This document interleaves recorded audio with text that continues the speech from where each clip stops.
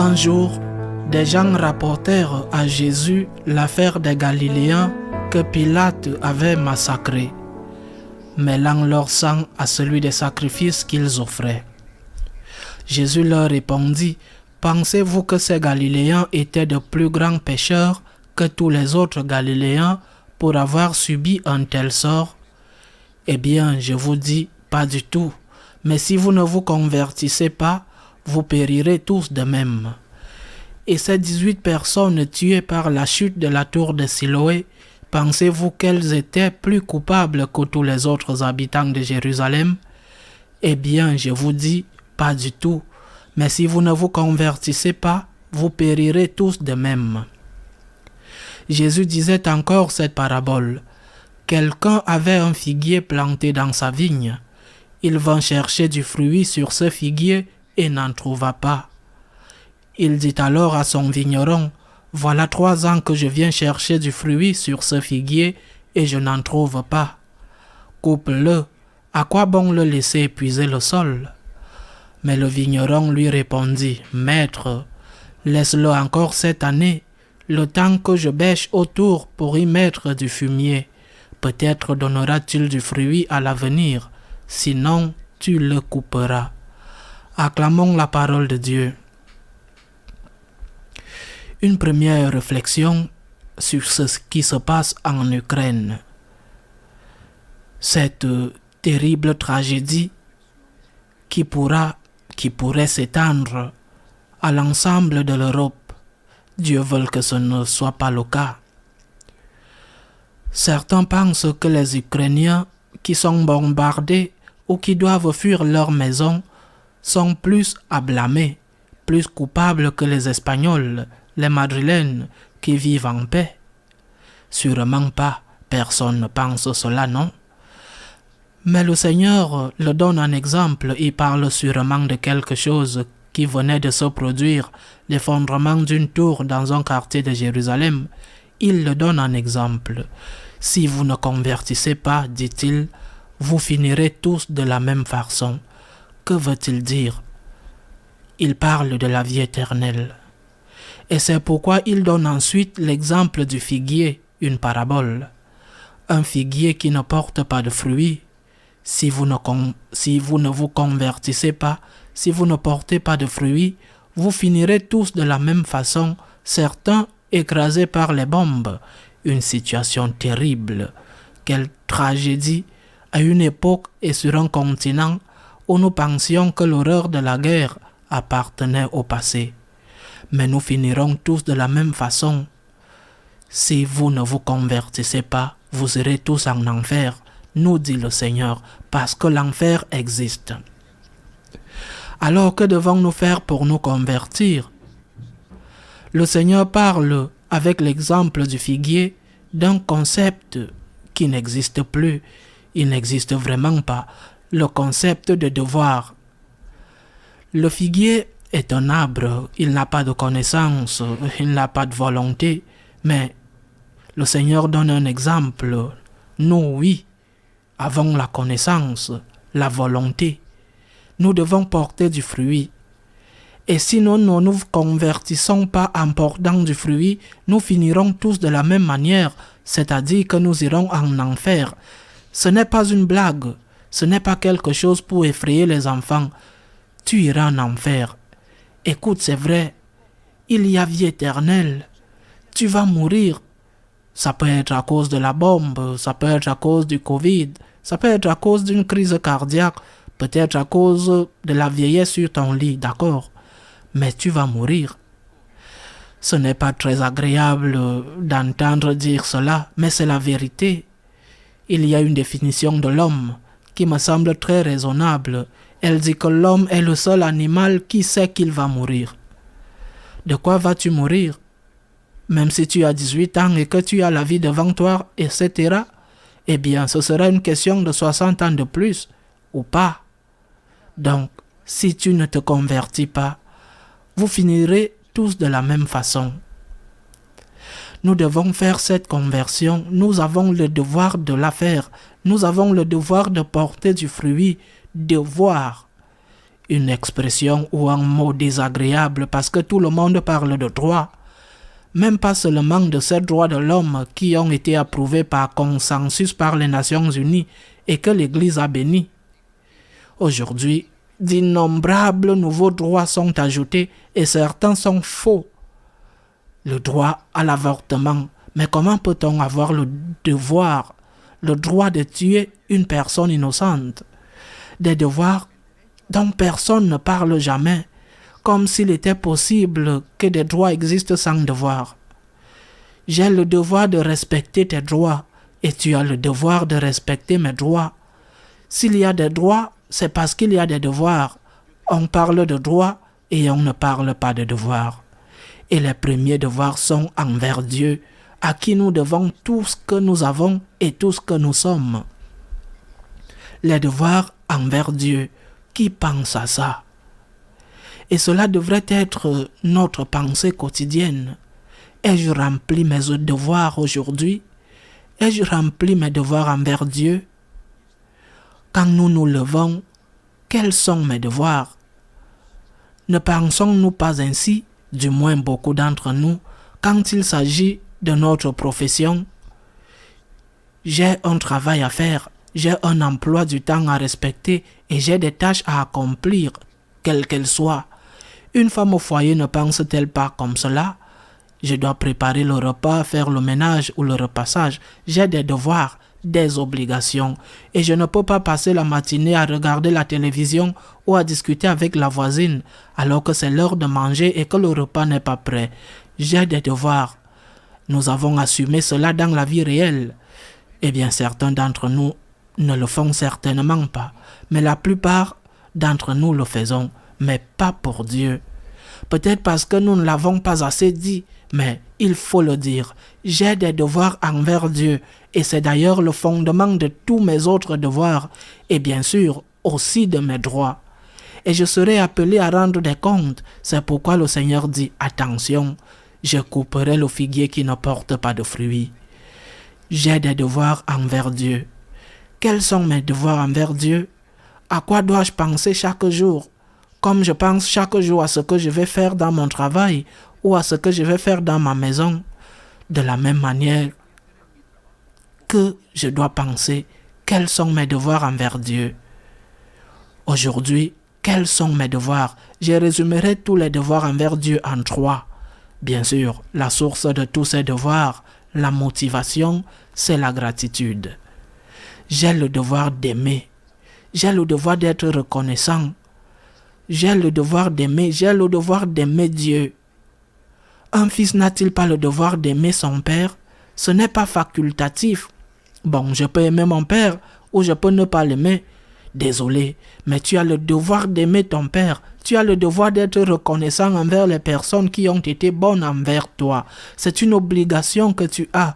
Ce n'est pas une option amusante que si je ne le fais pas, rien ne se passe. C'est la racine de mon devoir. J'ai le devoir d'aimer Dieu. S'il vous plaît, mettez-vous bien ça dans la tête parce que plus personne ne parle plus jamais de cela. J'ai des devoirs et mon premier devoir, c'est d'aimer Dieu. Comment exprimer ce devoir d'aimer Dieu? Pour le résumer en 3 points. Tout d'abord, et dans cet ordre d'importance, premièrement, la prière. Parce qu'elle est la racine de tout. Ai-je fait mes prières aujourd'hui? Je me demande en tant que prêtre en priant les laudes, ai-je prié les vêpres? Ai-je prié ma méditation? Ai-je prié le chapelet? Ai-je célébré la Sainte Messe? Je l'ai bien fait. Mais vous aussi, laïcs, vous avez le devoir de prier. C'est un devoir d'amour. Je veux aimer Dieu et j'exprime mon amour parce que je sais que j'ai le devoir de l'aimer. Je l'exprime d'abord avec la prière. Est-ce que j'ai prié aujourd'hui? Est-ce que j'ai prié le chapelet aujourd'hui? Est-ce que je suis allé à la messe aujourd'hui en étant capable d'y aller? Est-ce que j'ai eu un temps selon les circonstances, le temps de chacun? Est-ce que j'ai eu un temps de recueillement, pas forcément au temple, dans ma maison? Est-ce que j'ai eu un temps de recueillement pour me remercier Dieu? pour lire quelques lignes de la Bible, pour contempler la nature, rendre grâce pour la pluie qui est enfin venue. La prière comme premier devoir n'est pas une option. J'ai le devoir de prier tous les jours. C'est la première chose que je dois faire. Parler à celui qui m'aime, le remercier, lui dire que je l'aime. Et aussi, bien sûr, c'est un ingrédient de la prière, lui demander de l'aide et lui demander pardon. Le premier devoir d'action de grâce à Dieu, de gratitude, c'est la prière tous les jours, le matin, le soir, quand on se lève. Comment vais-je prier aujourd'hui? J'ai prévu ce voyage, je dois aller ici, je dois aller là. Écoute, dans la voiture, je peux prier le chapelet. Quand je fais le repassage, je mets un audio quand je suis en voiture et je prie. Le premier devoir est la prière. Le second, les bonnes œuvres. Ce sont mes devoirs. Tout comme un étudiant doit faire ses devoirs et un médecin doit aller au cabinet médical, j'ai aussi le devoir de faire de bonnes actions, de ne pas faire de mal. Il y a les 10 commandements. J'ai le devoir de ne faire de mal à personne. Et j'ai le devoir aussi, comme un devoir, pas comme une option, de faire le bien. Et je dois faire mon examen de conscience sur la façon dont j'ai rempli ce devoir. Aujourd'hui, à la fin de la journée, je fais mon examen de conscience. Y a-t-il des catholiques qui font encore leur examen de conscience à la fin de la journée? Il y en aura sûrement quelques-uns, mais très peu. À la fin de la journée, je fais mon examen de conscience. Pardonne-moi, Seigneur, quand j'ai fait le mal. J'ai fait le bien que je pouvais faire. C'est mon devoir de faire le bien. On m'a demandé d'aider. Ai-je aidé? J'ai vu que quelqu'un avait besoin de moi. Ai-je aidé? J'ai rempli mes obligations professionnelles dans mon foyer, ma famille, avec mes amis. L'ai-je fait? Parce que c'est, j'insiste, une obligation. Ce n'est pas quelque chose de facultatif. Je peux voler ou ne pas voler. Je peux faire l'aumône ou de ne pas la faire. Non, désolé. Tu es catholique.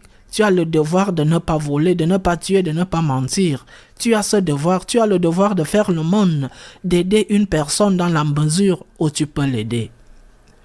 Troisième devoir, l'évangélisation. Aujourd'hui, ai-je évangélisé? Ai-je parlé de Dieu? Ai-je transmis ma foi? Ce qui n'est pas une occasion qui se présente tous les jours, mais parfois c'est le cas. Et parfois, tu te tais, tu as honte, tu ne veux pas t'identifier. Tu ne veux pas que les gens se moquent de toi. Tu ne veux pas qu'on dise que tu es une personne pieuse qui passe toute la journée à l'église à prier, etc. Et donc, tu te tais et ne témoignes pas de ta foi. Aujourd'hui, ai-je évangélisé autant que j'ai pu? Autant que j'ai pu, naturellement, votre responsabilité de laïc sera différente de la mienne puisque je suis prêtre. Mais aujourd'hui, ai-je évangélisé? Seigneur, j'ai le devoir de t'aimer, c'est mon obligation, c'est le fruit de la gratitude et de la dette que je te dois. Tu m'as donné tout ce que je suis et tout ce que j'ai. Et je vais manifester ce devoir d'amour par la prière, les bonnes œuvres et l'évangélisation. Mais dans la parabole d'aujourd'hui, il y a autre chose. Le figuier qui ne porte pas le fruit, mais ce figuier a un défenseur. Il y a un vigneron qui dit au propriétaire de la vigne, qui dit au maître, donnons une chance au figuier. Je ne sais pas si lui, le vigneron, l'avait négligé avant, je ne sais pas, l'évangile ne le dit pas, mais il intercède pour le figuier. Seigneur, donnons-lui une chance pour une année de plus. Je vais en prendre soin, je vais finir de l'entourer, je vais le désherber. Je ne sais pas, je suppose que les figuiers, comme les arbres fruitiers en général, auront leurs parasites. Je vais voir si je le fumigène. Et si dans un an il ne porte pas de fruits, alors c'est vrai qu'il n'y a pas de solution. Mettons un autre figuier ou un autre arbre fruitier ou un arbre qui donne une bonne ombre. Il y a un intercesseur pour le figuier. Nous devons nous demander bien sûr, notre avocat de la défense est Jésus-Christ et la Sainte Vierge Marie, mais nous devons aussi nous demander ce que nous pouvons faire. Le figuier est un être vivant, c'est un arbre, mais il ne peut rien faire pour lui-même. Le figuier ne peut pas enlever une branche qui creuse le sol et une autre branche qui enlève les mauvaises herbes ou les parasites. Le figuier ne peut pas. Si on ne la désherbe pas, si on n'en prend pas soin, mais nous, oui. En d'autres termes, oui, nous pouvons faire quelque chose pour nous-mêmes. Nous le pouvons. Il est douloureux, du moins pour moi, il est douloureux de voir la paresse presque infinie de tant de catholiques, tant de spécialistes à se plaindre. Tout va mal, tout va mal, tout va mal dans la société. Il faut voir ceux qui gagnent les élections, regarder les lois, regardez, tout va mal dans l'église, regardez les prêtres. Tout va mal, tout va mal. Et toi, que fais-tu? Que fais-tu pour que ça aille mieux? Cette anecdote est probablement une histoire qui n'est pas vraie. Elle est très authentique, à propos de quelqu'un qui se plaignait continuellement à Dieu. Comment peux-tu permettre qu'il y ait la guerre? Comment peux-tu permettre qu'il y ait la faim? Comment peux-tu ne rien faire? Et un jour, Dieu s'est fatigué et lui a répondu: je n'ai rien fait pour toi. Tu n'as rien fait, lui répondit. C'est toi qui permets la guerre. Ce n'est pas que je permets la faim, c'est toi, avec ta paresse, qui permet la faim. Donc, que fais-tu pour que ton figuier, pour que ta vie porte du fruit? Que fais-tu? Si la Vierge Marie et le Seigneur sont nos défenseurs, ils nous aident, mais que fais-tu? Le figuier ne peut rien faire par lui-même, mais toi, tu peux faire quelque chose pour toi. Que fais-tu? Aujourd'hui, il est impossible de persévérer en tant que catholique, de donner ses fruits dus. Il est impossible de le faire en étant seul. C'est impossible. L'environnement que nous devons affronter chaque jour est trop hostile, trop agressif, trop insidieux pour que nous puissions y arriver seuls. Que fais-tu? Eh bien, tu répondras, je vais à la messe le dimanche, c'est déjà quelque chose. Est-ce suffisant? Aujourd'hui, il faut être dans un groupe. Oui, il faut être dans un groupe. Aujourd'hui, il faut être dans un groupe où tu es dans un groupe où tu ne survis pas. Et bien sûr, cela a un prix. Naturellement, je ne parle pas d'argent, je parle d'un petit peu. D'un tout petit peu. De pas de temps du tout. Ah, mais pas toi. Non. Pas toi, comme le dit le proverbe. Le bœuf est bien nourri quand il est tout seul. Eh bien non. Aujourd'hui, le bœuf seul se meurt. Dans la société actuelle, dans cette société super sécularisée et agressive, la solitude est suicidaire. Nous devons porter des fruits, c'est notre devoir, et nous ne pouvons pas le faire seuls. Et ce qui était bon avant, parce qu'il y avait un environnement qui le favorisait, ne l'est plus aujourd'hui, parce que l'environnement a changé. Le climat a changé.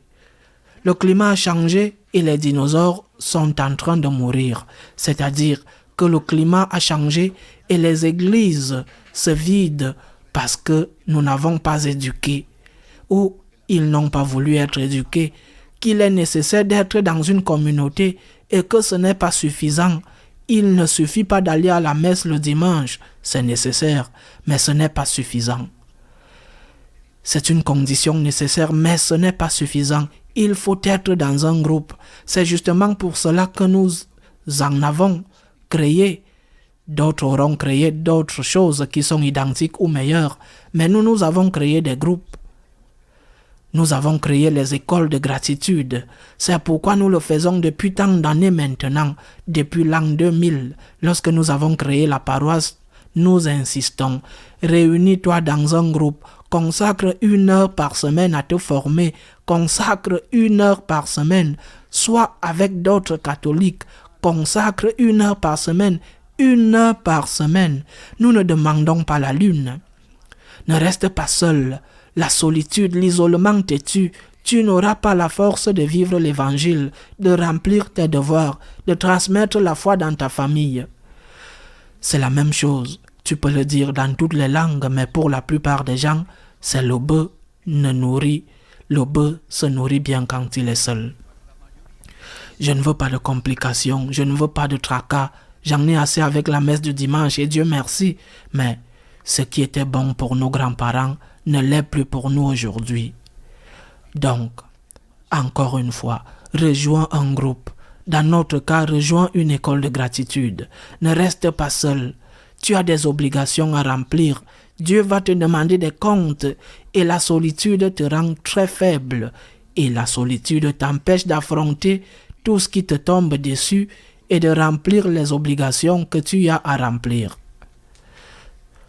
Nous avons des devoirs envers Dieu et avec l'aide des frères, il est un peu plus facile de les remplir. Ainsi soit-il.